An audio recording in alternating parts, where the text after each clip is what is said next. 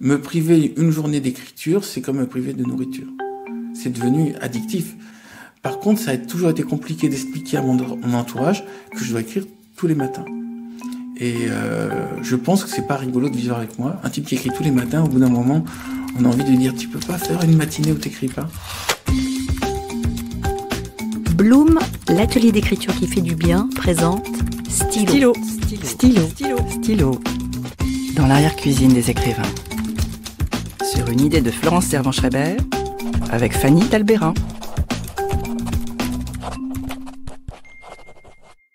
J'ai rendez-vous chez Bernard Werber.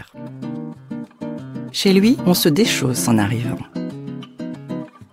À pas feutré, on s'installe dans son bureau autour d'une table d'échecs. Son fils, adorable, tourne autour de nous, demande s'il peut rester, promet de ne rien dire. Ça démarre. Ça pourrait ne pas s'arrêter. L'écriture, c'est la vie de Bernard Werber. Les deux se confondent. On l'écoute.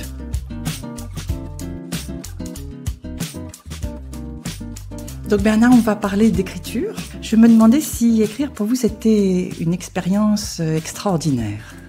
D'abord, je crois que je me suis mis à écrire pour compenser ma solitude. C'est-à-dire que le système scolaire, plus le système familial tel qu'il m'était servi quand j'étais petit, me mettait dans un état de... J'étais un peu désemparé. C'est-à-dire, je me disais, en gros, qu'est-ce que je foutais sur cette planète ? Et dès le moment où j'ai commencé à lire, je me suis aperçu, tiens, il y a quelqu'un qui a l'air d'avoir trouvé des réponses à mes questions. La première personne qui m'a fait cet effet-là, c'était Edgar Allan Poe. J'ai eu l'impression qu'il m'offrait des sorties de secours par rapport à la prison dans laquelle je vivais. Et après, j'ai eu envie de faire mes propres évasions. Donc j'ai commencé, je devais avoir 8 ans, à écrire des histoires un peu délirantes pour pouvoir maintenir ça et adapter des pays imaginaires en plus des pays que je lisais ou des univers que je lisais. Mais pour moi, l'écriture a été très jeune un moyen d'être bien dans ma peau et de compenser le stress que je recevais de la société. Mais je m'en suis aperçu plus tard. Sur le coup, je croyais que tout le monde vivait le même stress. Je croyais que tout le monde était émerveillé comme moi par les livres et je croyais que tout le monde écrivait. On se croit tous la norme. Et c'est après quand j'ai vu que j'étais le seul à faire ça et qu'en plus, quand je racontais mes histoires, ça avait l'air d'intéresser les autres, je me suis dit, bon, ça a l'air mon truc, quoi. Parce que vous avez écrit et vous avez été lu très vite ? Alors, ça a démarré sur une rédaction que j'ai dû faire quand j'avais 8 ans, qui s'appelait Souvenir d'une puce, ou qui racontait l'histoire d'une puce qui gravissait un corps humain et qui arrivait finalement dans les cheveux, où elle se perdait dans la forêt des cheveux. Et le professeur m'avait dit qu'il avait trouvé ça génial. Et du coup, les élèves s'étaient dit, tiens, il raconte des histoires très originales. Et à partir de là, j'avais lu ma rédaction dans la cour, puis après il m'avait demandé d'en écrire d'autres, et je m'étais mis à devenir un peu le barde ou le griot, en tout cas cette fonction du raconteur d'histoire de la cour de récréation, qui me permettait de survivre dans un univers où soit il faut jouer au football, soit il faut avoir des bonnes notes, et je ne jouais pas au football, j'avais pas de bonnes notes, donc j'avais cette place de raconteur d'histoire.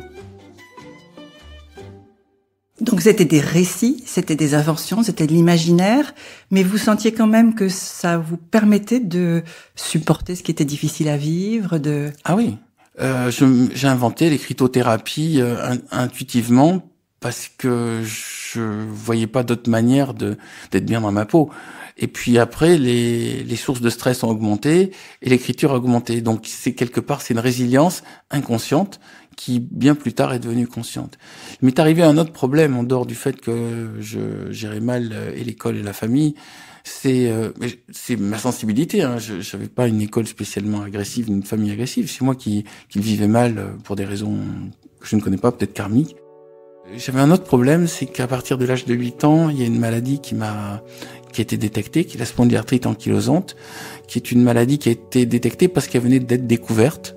C'est Jean Dossé qui l'a découvert en 1969 et c'est quelque chose d'héréditaire que m'a transmis mon père et qui me crée des crises où je pouvais pas me lever et je devais utiliser par moi une canne pour marcher.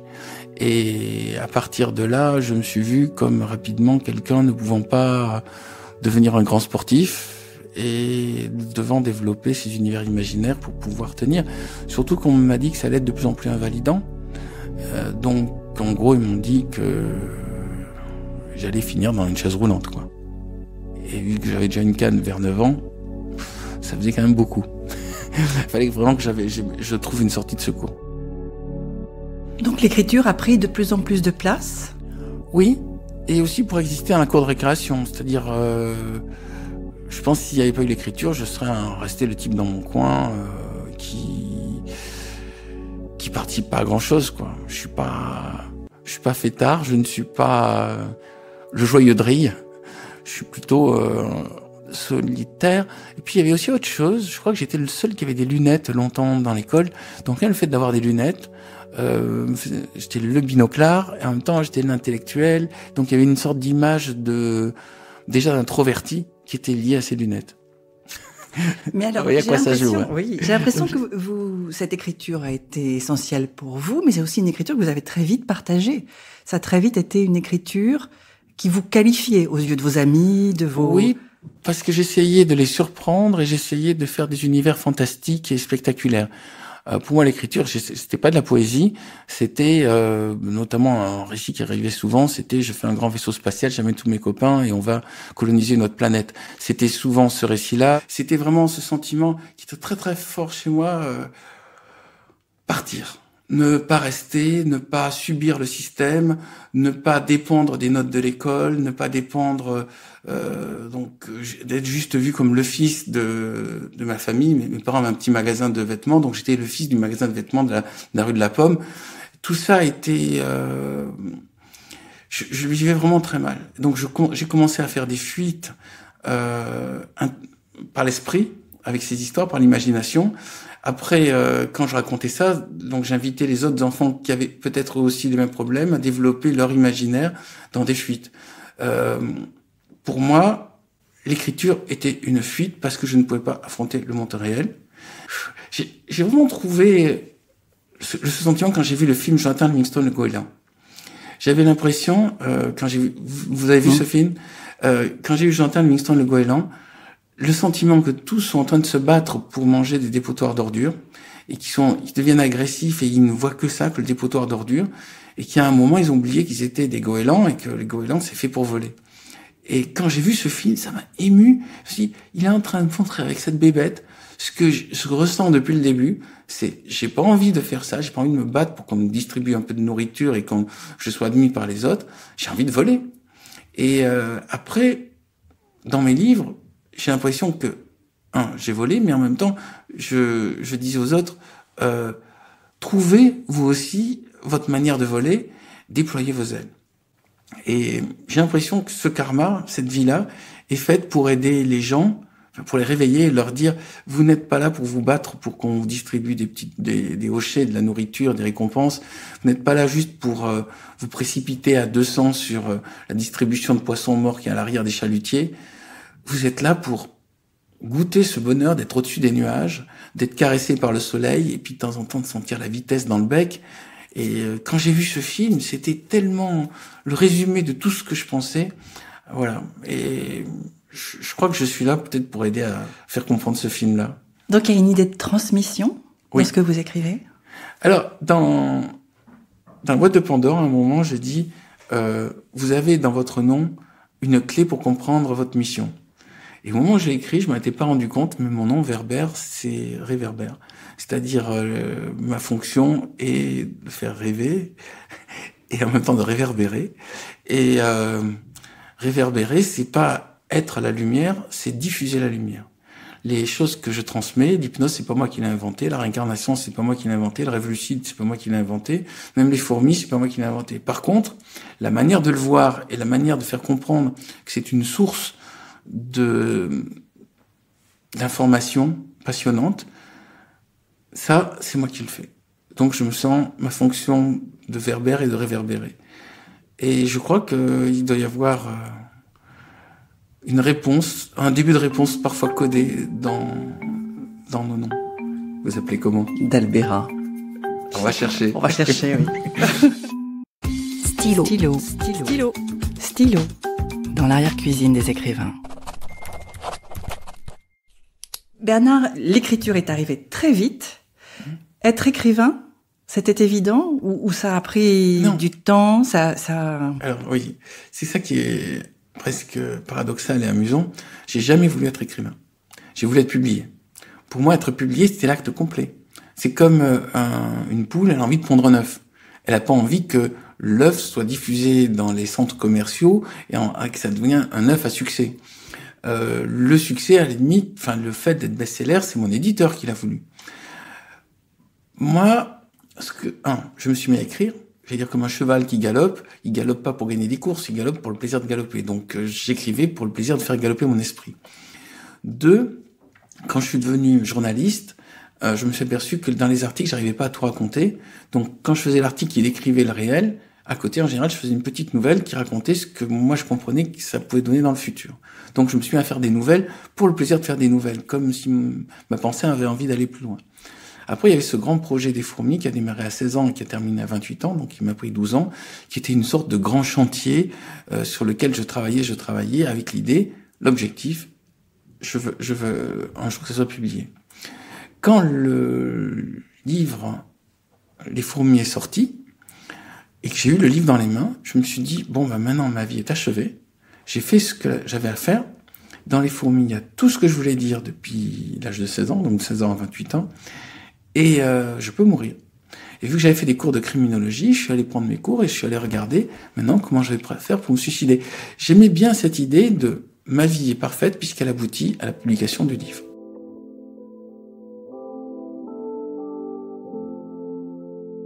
J'ai commencé à regarder les aspects techniques. J'avais trouvé la meilleure manière de me suicider qui me semblait acceptable, mais qui demandait quand même beaucoup de... il fallait mélanger des produits, il fallait faire des choses, il y avait tout un rituel un peu compliqué. C'est pas juste on prend des médicaments, par exemple, c'était un peu plus compliqué. Et puis je me suis dit, ça demande un peu de préparation. Et à partir de là, j'ai dit à ma compagne, écoute, ne me laisse pas seule. J'ai quelques jours à traverser qui vont être un peu difficiles. Fais venir des amis tous les jours, on dîne et fais venir des amis. C'est une sorte de baby blues, mais c'est vraiment un sentiment je suis vidé d'un accouchement qui m'a pris 12 ans, sachant que j'écrivais quand même tous les matins de 8h à 12h30 depuis l'âge de 16 ans. Et ce qui m'a permis de tenir de manière étonnante, c'est de voir que personne ne comprenait le livre. C'est-à-dire que pour moi, quand j'ai écrit Les fourmis, il y avait un message qui était « Je veux vous parler de l'humanité, je ne vous parle pas des fourmis ». Et je voyais que tout le monde croyait que je parlais de l'insecte, que j'étais fasciné par l'insecte. Non, c'est juste une comparaison, c'est en montrant comment marche un autre système de vie terrien. Par déduction, je montrais comment marche notre système. Et je voulais dire, les fourmis, c'est un système ancien, ça a 120 millions d'années, et nous, c'est un système récent, nous n'avons que 3 millions d'années tout au plus. Et de voir que les gens comprenaient rien au bouquin, ça m'a créé un sentiment de frustration qui a fait que je me suis dit, je vais faire la suite pour expliquer de quoi parlent les fourmis. Et peut-être que maintenant, 28 ans plus tard, je n'ai fait que expliquer ce que j'avais mis dans Les fourmis, que personne n'a vu. Mais je crois que je parlais déjà de réincarnation, je crois que je parlais déjà de l'avenir de l'humanité, je crois que je parlais déjà de la féminisation du monde, de la communication. Tout ça, c'était déjà dans Les fourmis, mais c'était entre les lignes. Et voilà. Donc je ne fais qu'expliquer mon premier livre. Et l'explication devait à nouveau venir par l'écriture. Oui. Mais de toute façon, maintenant, l'écriture métabolise tout chez moi. Si j'étais sur une île déserte et que je n'avais pas de lecteur ni d'éditeur, j'écrirais pour pas devenir fou. Actuellement, les 4h30 d'écriture matinale sont 4h30 en même temps de transe chamanique, de nettoyage, de psychanalyse, d'éveil spirituel. C'est-à-dire que tout ce qui se passe tous les matins est, pour moi, essentiel à ma construction intellectuelle. Me priver une journée d'écriture, c'est comme me priver de nourriture. C'est devenu addictif. Surtout, donc là j'ai 57 ans et j'écris depuis l'âge de 16 ans. Ça fait quand même 41 ans que j'ai toutes les matinées. Par contre, ça a toujours été compliqué d'expliquer à mon entourage que je dois écrire tous les matins. Et je pense que c'est pas rigolo de vivre avec moi. Un type qui écrit tous les matins, au bout d'un moment, on a envie de dire, tu peux pas faire une matinée où t'écris pas? Vous pourriez nous dire ce que ça vous fait d'écrire? Le terme, c'est naturel. C'est le sentiment que doit avoir l'abeille quand elle fait du miel. C'est-à-dire, c'est ma fonction. En tant qu'abeille, je suis venu pour faire du miel. Je prends du pollen, qui est le monde qui m'entoure, et je fabrique mon miel. Et après, quand les gens le mangent, ils me disent qu'ils aiment ça et qu'ils me disent continue, tout est accompli, ma vie est complète. Par exemple, je n'ai jamais d'angoisse de la page blanche. Depuis l'âge de 16 ans, jamais je me suis dit, tiens, de quoi je vais parler. Par contre, l'un de mes grands défauts est de vouloir tout dire. Et le deuxième, c'est de trop charger. Et je suis plutôt quelqu'un qui a un problème d'excès que de manque. J'ai trop d'idées, j'ai trop envie de dire tout très vite en même temps, j'ai trop envie d'expliquer, et mon travail va consister à retenir les chevaux, c'est-à-dire ne pas galoper mais trotter. Est-ce que l'hypnose entre en ligne de compte dans l'écriture pour vous? Est-ce que c'est un outil? Est-ce que c'est un révélateur? Est-ce que c'est... Alors, de quelle manière elle intervient? L'hypnose, de plusieurs manières. La première, c'est que j'ai compris qu'il fallait hypnotiser le lecteur. C'est l'effet addictif. Pour avoir l'effet qu'il a envie de tourner les pages, il faut qu'il ait envie de savoir qu'est-ce qui va arriver au héros. Les 12 ans qui m'ont été nécessaires pour écrire Les Fourmis, en fait, c'est 12 ans à apprendre la technique du suspense. La technique du suspense, c'est en gros, suis-moi, reste à distance et tu auras une récompense après. C'est un peu le mécanisme de l'hypnose. Et j'ai découvert tous ces débloqués à l'écriture des Fourmis quand j'ai découvert le système de la cave. Alors, je fais un petit flashback. Les Fourmis, ça faisait, dans sa version la plus longue, 1500 pages. Mais personne voulait le lire. C'est-à-dire, tous les gens commençaient à le lire, me disaient, oui, ça m'intéresse, ou ça, mais ils s'arrêtaient dans les 100 premières pages, parce que, en fait, c'était ennuyeux. En fait, c'était probablement pas bon. Enfin, si j'ai mis 12 ans, c'est aussi parce que j'ai pas trouvé au premier coup la bonne formule. Et un jour, j'ai dit à ma compagne que je vais écrire une petite histoire, et je veux que cette histoire soit faite de manière à ce que quand tu commences à la lire, tu as tout pris envie de savoir la fin et de tourner les pages. Et donc j'ai écrit cette histoire toute simple de la cave, qui était, en gros, une famille arrive dans une maison, et dans la maison, il y a écrit « Surtout ne pas aller à la cave ». À partir de là, le chien y va parce qu'il sait pas lire, et le chien disparaît. Le petit garçon va chercher le chien, et le petit garçon revient, mais il est traumatisé et il veut plus y aller. Et après, le père veut savoir ce qu'a vu le petit garçon et il descend. Et chaque fois, il descend plus profondément.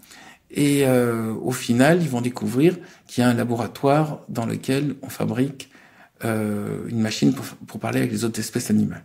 Donc cette histoire, j'ai fait 10 pages. Et ça, tous les gens qui commençaient à la lire, ils le lisaient d'un coup. Et non seulement ils le lisaient d'un coup, mais vu que la visualisation, c'était un escalier en spirale qui descendait de plus en plus profondément, il voyait des scènes qui n'y étaient pas. C'est-à-dire qu'il faisait une psychanalyse, et il me racontait, notamment, je me rappelle un qui m'a dit, j'ai bien aimé la scène avec le cerf-volant. Il n'y avait pas de cerf-volant, par contre, c'était un événement de son enfance, vu que les personnages étaient censés, en descendant, s'enfoncer en eux-mêmes, lui-même s'enfonçait en lui-même. Et c'est là que j'ai compris, il peut y avoir une manière d'utiliser le récit organique, qui fait que ça provoque un effet d'hypnose ou de psychanalyse chez le lecteur. Et donc, j'avais ma super locomotive avec l'histoire de la cave, et j'ai accroché la locomotive de la cave aux fourmis, et là j'ai compris que j'avais résolu le problème de comment faire un livre qui donne envie d'être lu. J'ai fait un livre qui s'appelle le livre du voyage, qui à mon avis est le livre qui hypnotise et qui est écrit à deuxième personne singulier. C'est tu es en train de lire ce livre et tes yeux fabriquent des idées à travers les mots et tout. Tout est fait pour si le lecteur en a envie, il y a une séance d'hypnose faite par un livre. Et vous, ça vous sert parfois pour écrire l'hypnose? Là, sur ça la peut être sur la boîte de Pandore, j'ai fait beaucoup d'hypnose régressive dans les vies antérieures. J'en avais fait une fois, ça avait super bien marché. Je m'étais retrouvé en Atlantide et j'avais adoré, comme si j'avais fait du tourisme. Et là, quand j'ai fait Depuis l'au-delà, j'ai refait d'autres vies que je suis allé visiter, donc une vie de femme de harem en 300 avant Jésus-Christ, une vie d'archer anglais, une vie d'herboriste en Amérique latine, une vie aussi d'aristocrate avant la Révolution, ça devait être en 1750. Et toutes ces vies, que ce soit de femmes ou d'hommes, plus ou moins érudits, m'ont expliqué pourquoi j'avais choisi cette vie-là. Notamment l'envie de diffuser, qui m'a l'air vraiment caractériser cette existence. Je suis là pour transmettre, pour diffuser, pour réverbérer et donner envie aux gens eux-mêmes de faire la même chose, que la connaissance devienne quelque chose de contagieux.